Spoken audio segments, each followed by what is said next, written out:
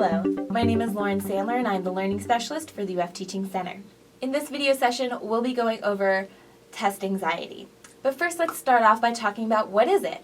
Well, it can manifest itself in physical symptoms. So you can feel like you have sweaty palms, you have an accelerated heart rate, or you even have a fluttery stomach.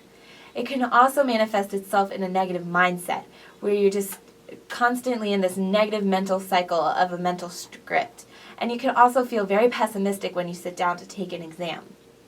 But what are some ways that we can reduce these symptoms? Well, first we can ensure that we take care of ourselves before the exam and then the weeks leading up to it. Make sure that you're getting enough sleep, that you're eating right, and that you exercise to make yourself feel good about yourself.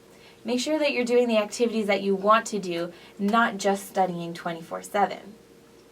Also, try to get to the test room early and so that you avoid rushing. You can sit down, settle in, pick the seat that you want, and gather your thoughts before the exam. Also, make sure that you have a strategy.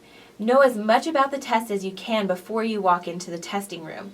Ask your professors how many questions there will be and what type of questions.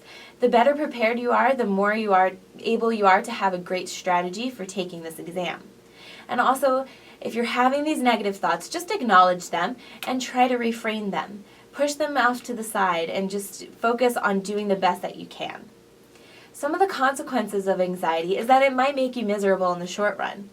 There's a greater danger in this, though, is that it might become a self-fulfilling prophecy. So if you fall into this negative cycle, recognize it and try to reframe your experience into a positive one. Use your anxiety to make you more alert so that you'll be better able to focus and choose the right answers. Some of the warning signs that anxiety might negatively affect you is with your negative speech patterns, such as saying things after the exam like, "Oh, I always miss that question," or unrealistic negative assessments, which is saying things like, "I totally blew that entire section, didn't get a single one right," or a negative prediction, saying that you failed the exam when really you probably didn't fail, you got some right. And then also we have negative filtering, where you only focus on the negative things, the errors, the mistakes that you made once the test is over. Once you recognize these negative mental patterns, you can put a stop to them and try to reframe them into something more positive or less negative. If you do have anxiety, it can manifest itself in either rational or irrationally. Rational anxiety is where your emotions accurately reflect your lack of preparation and predict a poor result. The solution to this rational anxiety is to prepare better for next time, and we have some great video resources to help you with that.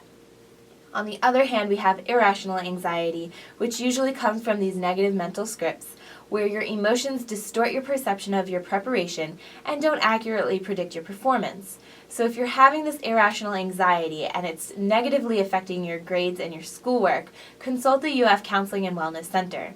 They have relaxation techniques to help calm you down in the moment. They offer free counseling for all students, and they can even help you with self-hypnosis if that's something that you're interested in. And you can see the website on your screen. They can also help you work with a specialist. Gather data from your past tests and your practice tests and compare them with your prediction. See if you're accurate in predicting what your grade will be. Also, take as many practice tests as you can and note when you guess questions and see if you're guessing correctly. This way you can tell if your thought patterns are accurate. And then check your predictions on the practice tests. Make sure that you are accurately predicting so that you don't fall into this negative cycle of pessimism. The UF Teaching Center has a lot of additional resources to help you succeed during your time here at UF. We have individual study skills appointments where we can help you with your overall learning habits. We have video resources on a variety of topics, so you can check out our video resources page, and we have walk-in and private tutoring on a variety of topics. We look forward to seeing you soon, and good luck.